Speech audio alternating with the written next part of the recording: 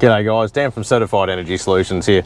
Now today we're going out to catch up with one of our customers that just had a hybrid package installation completed by our technicians. It comprises of a RedEarth BushChook single phase product and panels on the roof as part of that solution there. Now what we're doing is basically an on-site quality control and also a training session as well with our client, which we do with every single system we install, RedEarth, Sage, SIG Energy, whatever the product is. So they understand how to operate the system, how to troubleshoot, how to activate and actually use their monitoring software for the package as well. So by the time we leave the site, they're a trained professional in the new hybrid solution, and they can basically start reaping the rewards of those savings. So anyway, we'll head to site and catch up with the customer now. G'day guys, we're just out on site with Ian at the moment, just about to do a bit of a training session on the new BushChook that was installed yesterday for them as part of their hybrid package. So Ian, say g'day. G'day. There we go. We've just jumped this on him on the spot here, so no preps. This is very ad lib. But basically the training session, we're going to go over the operation of the system, how to isolate, and basically how to troubleshoot and fault find if the need arises as well, so the customer understands the product back to front. What was the main reason you looked at the BushChook? Just for, you know, cost. Yep. Yeah, just to cut down the cost of electricity and yeah. That high nighttime charge, kind of absorb your solar and discharge that through the night and get that independence from the big bills. But one of the many reasons people go for the BushChook. But how did you find the installers, mate, for the job they did? Oh, really professional. You know, everything was done. Everything was done in one day, which I'm really pleased about. Big crew, all the guys on hand. Yep, that's it. Everyone just got stuck in. And and obviously the quality of the work as well. Everything's down to compliance. And unbelievable. Yep, we've still got a couple of bollards to put in here as well. So anyone that knows what they're talking about might pick up on that. So they're coming out here. Really neat job. Yep. No, awesome, mate. Awesome. Well, let's go over some basic training. So I'll get you to pop around this side here. Yep. Now, the way they've designed the product, everything is labelled nice and clearly on the BushChook itself. Yep. And we'll see up the top here, we've got a series of numbers, so 1 through to 3. Okay, so this is basically a shutdown procedure. Let's say, for example, you have electricians on site out here and they need to shut down power to do work safely. Yep. Now, if they don't understand battery systems, they can quite often forget that if they switch off power, this will kick into backup mode. Yep. So what will happen is they'll turn it off at the switchboard, the battery system will kick in thinking there's a blackout, and it re-energises everything up. So unless they've got their test light out and they're checking their circuits, they won't pick up on it. So really comes down to the Sparky and their knowledge of a battery system and how that works as a hybrid product. So as the homeowner, it's kind of your responsibility just to make sure it's isolated safely, just so electrical work can happen there, because you know the product. So on the side here, we've got a process here and it has to be done within a certain order. So we've got processes 1 through to 3. So number 1 is all the AC breakers. So we'll see up here, number 1, and we've got power, loads, all your different circuit breakers across here, very similar to a switchboard that you have on the house. Basically just run through and turn them all off, left to right. And that'll actually shut down the system itself. Now, while we're in this top one here, there's a really important function. Now, this little green light here is an earth fault alarm, so it'll let you know the system's operating normally. If that goes red, it indicates there's a fault. Might be an earth issue or a short somewhere, and it'll let you know the system's having issues. Once we set up your mobile phone application, we'll send you a notification too, if there is a problem that arises. Now, the important thing in this top AC breaker switch area is this bypass on the right-hand side here. So I might just get the camera to kind of zoom in here as well. You're right, mate. Yeah, come on in. We'll cuddle if we need to. Yep, just up here, the bypass. Now, what the bypass is, every single hybrid system installed in Australia should have one of these. Simply because if the inverter does have a failure, if that does have a problem down the line, what will happen is all your house loads are running through the inverter, so it'll actually shut down your power to the site, even if you've got grid. Yep, so this is there as a contingency. Hopefully you'll never have to use this thing. It's very rare. But if there is a fault, you can basically flick this switch all the way to the down position. You'll see it's clearly labelled as bypass. So what that's essentially going to do is bypass this system entirely and put your power back to the grid. And then that gives us a chance to respond. You know, even if it's next day, you're not going to have no power in between and it's not a big panic straight away. That's there simply for a bypass. Same situation in an off-grid kind of package as well. The bypass is there so you can actually switch it over to the generator as opposed to the grid in a hybrid scenario that we've got here. So that's a good one to kind of keep in mind. a lot of people, you probably won't remember all this stuff. Yep. The thing is, if you ever call me and it's a weekend or something and you need tech support, then as soon as I start mentioning it, you'll go, oh, I remember that bit. Yep. Makes it a little bit easier. So that's that top section. So basically we shut all those down into the down position. Then we've got number 2, which is switch off solar DC isolators. We'll see number 2 here in DC isolators. Now this system, we're utilising all the solar inputs for the solar panels on the roof, so maxed out the capacity. And you'll see they're all up in the on position, which is up. So if we shut these down, what will happen is it'll actually disconnect the solar panels to the system down the bottom here. So it's a way of isolating just the panels themselves. If there's a fault on the roof or something like that, we can bypass it. So that's basically your DC side, and number 2, which is a second shutdown process. The third process is this big isolator switch down here. Now, this one here, you'll see it's rated at 200 amps. So this is your battery isolators, a lot of voltage running through. You've got all your Tropo batteries in there at 48 volts each. So it adds up to a lot of amps. Okay, so the reason it's got this as the last point of call is we want to shut down, so we're actually isolating power methods all the way through to the last process, so it doesn't actually arc out. So if we just jump straight to 2 or 3, there's a good chance there's still a lot of voltage or current running through those contactors, and what it does is actually blows a little chunk of that contactor out every time. So you might get 5 or 6 uses, but then eventually when you flick it back on, the contactor's blown out that much metal material that it actually won't contact again. So that's why it's got a shutdown process there in that order to avoid that from happening. Re-energising is literally reverse, so 3, 2, 1. Going back. That's exactly it. Easy as that. Aside from that, you know, you might get a product out here like a kettle that plays up, you know, that might be shorting out, or a faulty air conditioner or something like that, that's causing a safety trip, because this will trip if it detects there's a fault with an electrical device within the property. So what you can do is essentially run around, turn those devices off that were running at the time of the trip, and then come out here to the system, flick the AC breakers back up and see if it actually operates normally. Then you can just plug in those devices one by one until you know what the faulty component is. So that's there for that safety switch, and also you've got the safety switches on the house as well, so you're dual protected across the board. So that's essentially the side of the system here. So what we might do is we'll go to opening up the actual cabinetry now, and we'll go over the batteries and lift off the case. Good, because I haven't seen in there yet. We'll show you what the investment actually is. So we've got a series of screws. We've got one on the back here, one at the front. I might just pop these down here while I'm doing this. There we go. And these are actually inserted with a stainless steel nutsert in the aluminium casing itself. So it's really important, if you ever do pull this cover off, when you put the screws back in, to do them by hand first, just to make sure they're keyed in properly. And that'll just save it, you know, accidentally binding up or threading when you go in there.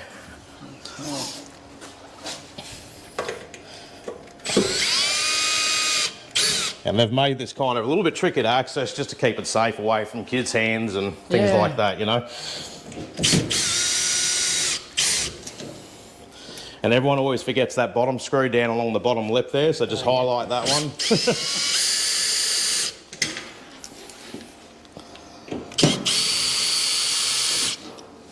Certainly a bit easier if you got a drill. Yeah, I got a drill. Every man has a drill. Okay. Now, keeping in mind, when we lift this up, there is voltage inside the system here, so always be mindful of that. So we basically lift the cover up and over, find a safe place for this to sit. There we go. And then we have the main part of the investment. So obviously inside of here, it's got the Tropo batteries. Now, what I generally recommend, I always do this, the boys always leave these little screens on. You'll see here you've got a little black button. It's kind of hidden. Everyone misses this one here. So you can actually turn the screens off, because what will happen is if you leave the screens on, and obviously you might not ever even lift this cover off. So the screens are sitting there burning away for no real good reason. This is the only thing that I've actually found an issue with the RedEarth systems. If the screens are left on, 2 years, 3 years down the line, they might burn out. System still works, batteries still work. So it's best just leave them off. Just to leave them off, because you need to look at them well. Well, open it up and turn press it on. the button, exactly right, and then they come up and light up. This is all part of its built-in BMS, the battery management system. Yep. So if we look across the batteries here, we'll see it gives you quite a few different bits of kind of critical information as far as the system itself. So number one, we can see it's fully charged, which is beautiful. It's what we want to see even on an overcast day like today. Yep. It's done really well this morning. And we've got the voltage up the top here, which shows 57.1. Now these systems will balance within a volt of each other across all the batteries. So when they discharge, they'll discharge across all four instead of just one battery. It won't just go 1 to 2 to 3 to 4. It'll actually discharge all of them, and when they charge, it brings up all the batteries at the same time too. So essentially, we're looking within that voltage difference between these. They're balancing really, really well. Now let's say, for example, you get a lightning strike here or a big surge. Yep. Okay, what can happen is it can trip these circuit breakers on the outside of the system. If it's a big enough surge, it can trip the batteries. And we'll actually notice here, you've got circuit protection built into the tropos up the top here. This is the only time you'd go, okay, well maybe I'll lift the cover and have a look and see what position these are in. Yep. Or if all these lights here, the indicator lights, are actually blue. Right. So blue indicates that it's operating perfectly fine. Yep. Obviously with the switches in this position here indicates the batteries are operating perfectly. It's just another level of safety on that system. And that's also sensitive to thermal conditions, things like that. So it's another level of protection on the batteries individually. Yep. On top of the inverter control and the whole system. So it's all about safety really. Yep. Now the cool thing about the Tropo is, if we say, for example, if we do actually have a fault with one of these batteries, Yep. if I turn that off, you've still got power. Yep. If I turn that, you've still got power. That's one of the things that sold me on it. Instead of going for a big, I won't mention other brand names, but you know, a 10 kilowatt hour battery on the wall, if that fails, the whole system drops down. This gives you a chance to respond and get it sorted out while the rest of the system still continues to operate. It was one of the features that, I liked. And that's why we love these for off-grid. Because it's uptime. It's all about uptime and making sure you don't run into a situation where you do actually lose all your power if there's one little fault. So you've got time to respond. So that's how that operates there. So if you see they're all in the blue and they're all in the correct position, happy days. If you turn that switch on and it trips straight away, give us a call. Because that means there might be a fault with the actual battery itself. It's only if it keeps tripping that it becomes a problem. So once again, very, very rare. But so that's essentially inside here. So we've got more space here for additional expansion, so we can go up to 8 batteries total for 32 kilowatt hours. That's the other thing I liked, You'll be monitoring it. These are all the tails. So all the tails. So everything is there. The infrastructure is ready for the additional batteries to drop in. We've just got a couple of brackets that we attach to the new batteries, basically stack them in vertically. Up to the max capacity. So even if you drop in some more batteries, say next year, they'll still balance charge and work with that whole entire bank as well. So really, really good for upgradability. Inverter wise, down here, the only indicator you're going to see, this is the one section I'd say be very, very careful around, okay, because this is where, as you can see by the size of these cables, you have a lot of voltage. I don't think I'd be doing any, taking any of this off. It's all for visual, you know, just so you can have a quick look at it. If you need a bit of tech support, and then basically on the phone to me, I can go just look at this, this and this, and then it'll help us respond a little bit quicker as well. But basically, you've got a blue indicator light here on the inverter, indicates she's operating perfectly. Any other colour from blue, we know it's a problem with the inverter. So really easy. Just do a visual check, you know, in the event you might need to do that down the line. Like I said, reliability-wise, we hardly ever get calls for these, so you should be fine, but it's just good to know the product itself. This little device on the side here is the modem for the dedicated monitor that we've got with the system, which is that aerial out the back here. Runs on the Telstra network. With that one there. So if your monitoring ever drops off, this is the only thing we see from time to time if Telstra's doing upgrades, infrastructure, things like that. It might drop out as they're doing something, and then every once in a while the modem might hang up. So it's a bit similar to your modem inside the house where if you call them up, they go, try turning it on and off again.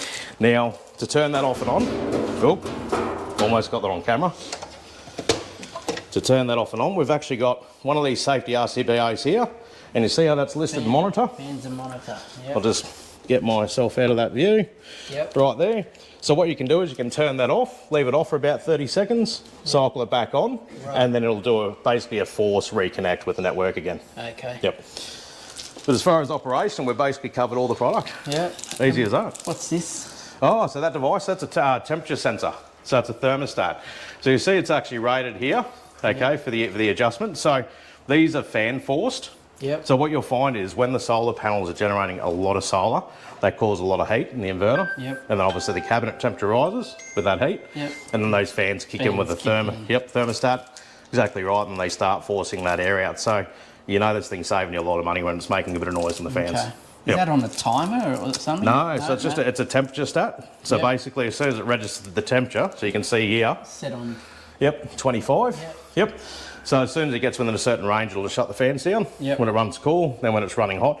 So you'll find the fans on this system will generally only ever work through the day. Okay. And it's generally when it's going to be the peak of where your solar's generating. Right. So when it's kind of getting closer up to that 8,000 watts of the inverter capacity, it's going to be working really hard, a lot of current, a lot of amps flowing through the line, and you'll see that temperature rise through that heatsink system on the back here, and the fans will kick on just to kind of do a bit of a push-pull. So they actually draw air from the bottom. So zoom down there, lad. So we've got a set of grates, and the good thing about these systems, they've made them gecko-proof. Oh, nice. Yeah. You're around there too. Tell me about it, mate. Geckos are the #1 killer for solar inverters. Yep. I mean, you ask anyone that's got a Fronius inverter. Right. Yep, it's always geckos. Same as aircon, systems, air conditioning and all the rest of it. So they can't get in here at all? You can't get snakes, you can't get anything in there at all because it's actually mesh, and you can see it actually in the mesh covers here. Yep, and you can see here's the temp probe for the sensor over on this side. Well, good. I didn't know that. So they're vermin proof, which is the main thing. But you'd be surprised, like I said, geckos, especially those, the Chinese geckos, the white ones, the imports, they cause a lot of damage. Right. Yep, shorten things out. So keep the cover on. Keep the cover on, that's it, mate. I mean, you can always, once you drop the cover on, if you don't want to put all the screws in, quite often I'll recommend the customers just leave a screw in at the top, either side, because you can't lift it off. But at least it's easy to access if you ever do need to get in there. Nice. So we'll just, I'll follow my own advice. I'll turn all these screens off. There we go. So essentially that's the system in a nutshell. It's one of the easiest systems to provide a training session on. Nice. Obviously, we'll put the cover on, we'll get it all back together again, and then we'll get your mobile phone application working. Beautiful. For the monitoring side of things. Any other questions about it while we've got it open? No. Covered everything, I think. Cool. Easy done. Easy. All right, we'll go on the next part. You can probably. So what we're doing now is getting the application up on the customer's mobile phone. So part of the process is they grab their camera and scan the QR code on the side of the actual system itself. Then what it'll do, depending on how fast the internet is, it'll go into a RedEarth page, and that gives the client a chance to actually put their details in for the system and also register the 10-year warranty. Watch your back there, buddy. Nearly got it. Register the 10-year warranty of RedEarth as well, so it's actually direct with the manufacturer, which is really, really good. So we've got the little screen here now. So what we'll do is we'll just click on the register there, and it'll ask you for all your information, so we might pan away from that just so we're not putting that online. All right, so we've just finished aligning the system up. So once you do the registration for the monitoring app by following the instructions, it'll send you an email link. Then you've got to click that to verify. So check your inbox, always check your spam, as we just had there. It goes straight to spam, happens with most customers. So once you click that and you verify the account, you then log in with your details you created for your RedEarth Emu app. And then it'll actually pop up with a screen that gives you the opportunity to press a button to basically scan the QR code a second time. And once you scan that, it'll actually link this system up with your monitoring portal. So we're at that stage now where the customer's just finished that process here. So if we look at the mobile phone, it's going to go through and give you a little bit of an understanding on how the system works, because as the client, you can actually jump in there and set your cost per kilowatt, how much you're getting paid per kilowatt export, and this will actually start to calculate return on investment as well, so it'll give you a financial offset. So you can always set that up at a later date as well, and if your rates change with your energy retailer, you can always update that too, so it's actually current. So it'll give you a little bit of an overview on your tariffs. So obviously single flat rate, we've got time of use, and then we've got wholesale rate. Now single flat rate is if you're paying one general anytime rate with your energy retailer. So it might be a flat rate of say 29 cents a kilowatt hour. Some energy plans, depending on where you're based, will have multiple tariffs, which would be this time of use rate. So you'll have a lower rate during the day, but your cost per kilowatt through night after 4 p.m. will normally be a lot higher with a higher demand charge. So you can kind of set up your rates based on that specific energy plan. Wholesale energy rate is if you enable Amber wholesale energy trading with the system as well. So you can have that configured. Which is that energy trading PPP. Okay. But Yep. You haven't watched that video yet? No, I haven't. Oh, you have? Yeah. It's just trying to remember everything. Yeah, that's right. There's a lot, eh? There's a lot. We can always, if you want to go down that road down the line, you can always do that at any point. It's called RedEarth. They'll enable it on their side for you. Yep. I always recommend all customers, at least run the system for a 3-month period. Yep. See how it's actually handling it and see how the system's performing, and they can do a performance assessment to let you know if it's actually financially viable going to wholesale energy. Okay. So we'll just scroll through this. Okay, so we can set that, but we won't worry about that now because you'll have the chance to play around with that app later on in the settings for your rates. Obviously, in an off-grid scenario, we don't have to worry about that kind of stuff. Yep. Now, there we are. There's the app. So what we're looking at here, exactly what I was hoping to see. We're at 100% battery capacity on the application. We've got 5.8 kilowatts of solar generation right now at this very second. The house is only consuming 800 watts. Yep. Battery system setting at 0.1, which is 100 watts. So it's basically doing a trickle charge, like a maintenance charge into the batteries, which it'll do in the background. And you're actually exporting nearly 5 kilowatts to the grid. Right. Yep. So what's happening now is your solar system would actually be ramping itself down. You could potentially be generating more power right now, but because your consumption's so low inside the house, what you're seeing is basically that system exporting that maximum 5 kilowatts back to the grid. Right.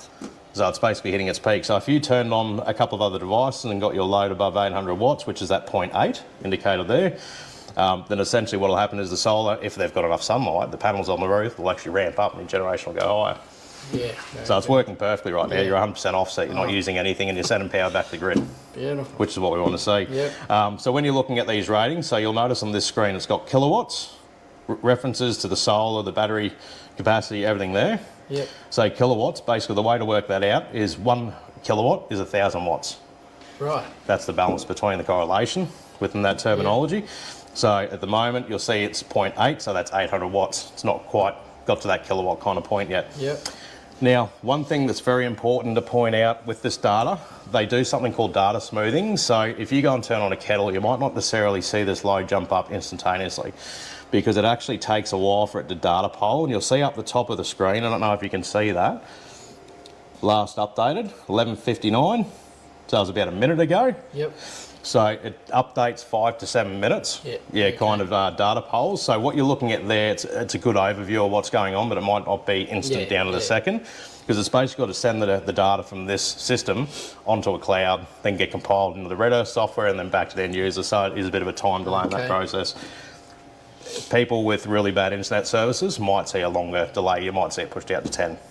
With that process, so you'll be fine here.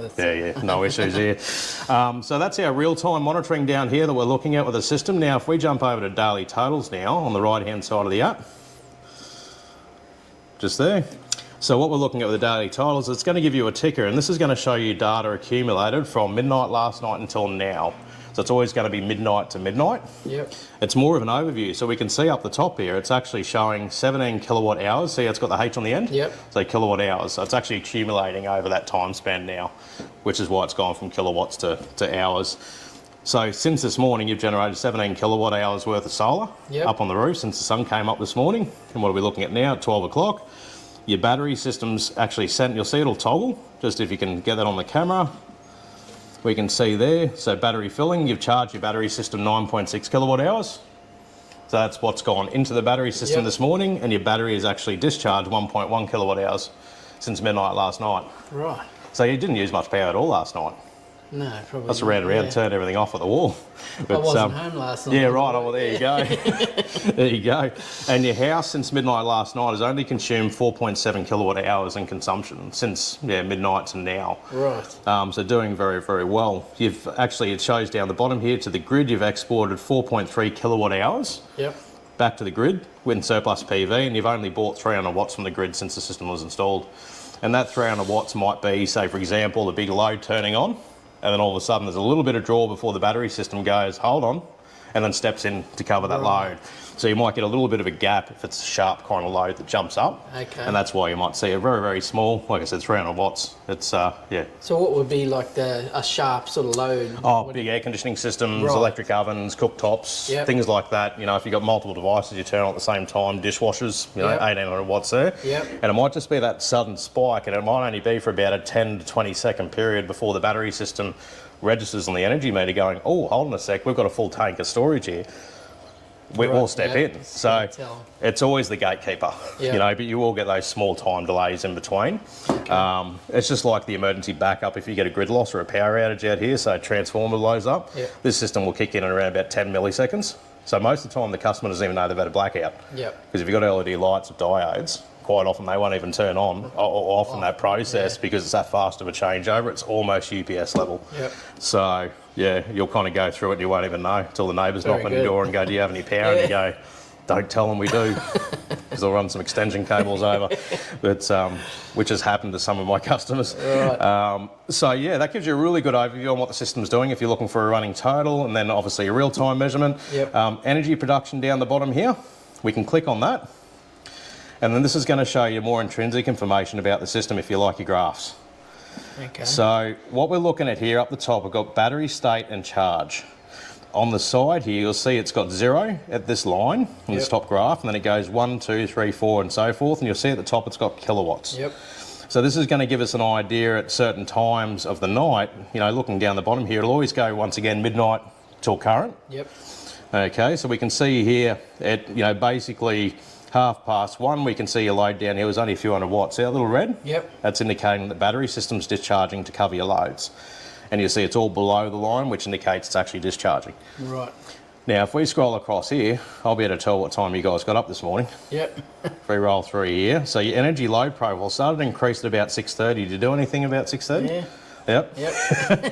It's still... I've had a shower. And, well, there you go. It's still very little load. I mean, normally you'd see if you're in a rural scenario like a water pump and you'll see a 1,000-watt jump all of a sudden. You can see the kettles going on and things like that. So your loads are actually really quite good here. Start using more power, mate, because you're not paying for it.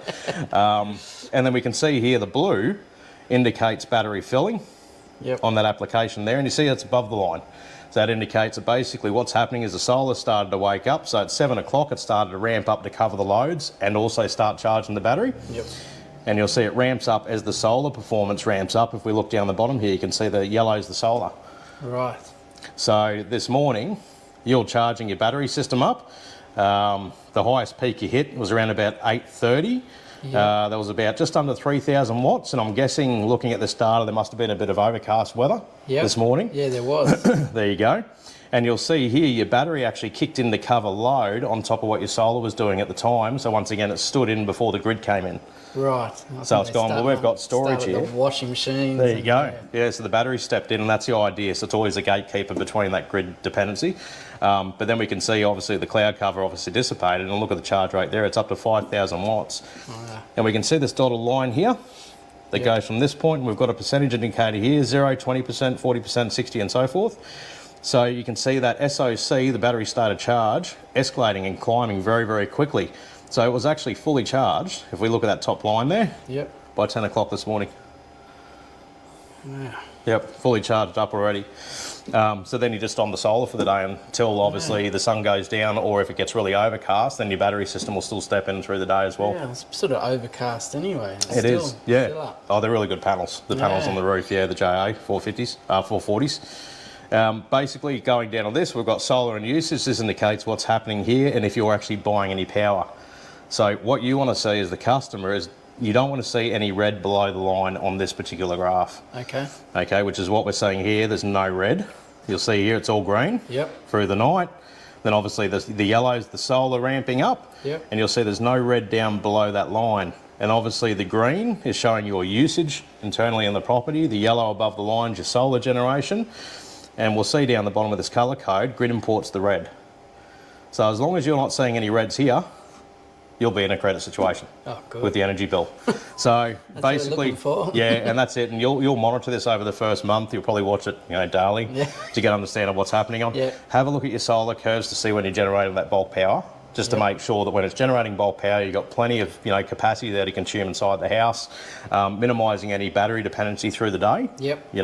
So you can kind of pick and choose and go, okay, we know we're hitting a peak generation at 10 o'clock in the morning because the orientation of the array, that's where it's going to generate the most power for maybe 4 hours at that point. Chuck on the dishwasher and the washing machines and dryers when you've got that headroom. And it just means you'll draw less out of your battery system through the day and you've got all your battery storage for night time use. That's what we want. So once again, you can use the app to kind of manage your power consumption without micromanaging, but just to the point where you can maximise your financial savings. Yeah. And then the grey here indicates your export. So you're actually exporting surplus power from about 10:30 this morning on. You're sending a heap of power back to the grid. Right. Yep, there you go. So essentially you can click anything on the application and not have to worry about breaking anything. You won't be able to change any settings or anything in there that's going to be critical to the operation. So basically, yeah, press away with everything. If you want to go through and actually set up your financial income, just remember it's down the bottom here on the left-hand side on the main screen. And then on the right-hand side, that's where you get into the graph info. Some mobile phones, I will say, you know, like this one here, if you go to that monitoring, those little options down there are hidden, so you do have to slide it up to find that. That's a pretty common bit of feedback I get from customers calling me going, I can't find the setting again. So just remember, swipe up. Aside from that, yeah, basically you can set your energy rates, you can get your financial return for your prices up the top, and happy days, and basically watch it perform. Perfect. Yeah. So, thank you very much. No, all good. No worries, mate. Too easy. Well, we're all sorted here, so yeah, feel free to give us a call if you're interested in one of the BushChook products or any hybrid system in our range, and yeah, we'll get you on to saving some money with those energy bills, eh? Yep. All right. Thank you. Well, thanks, Ian. Appreciate it, mate.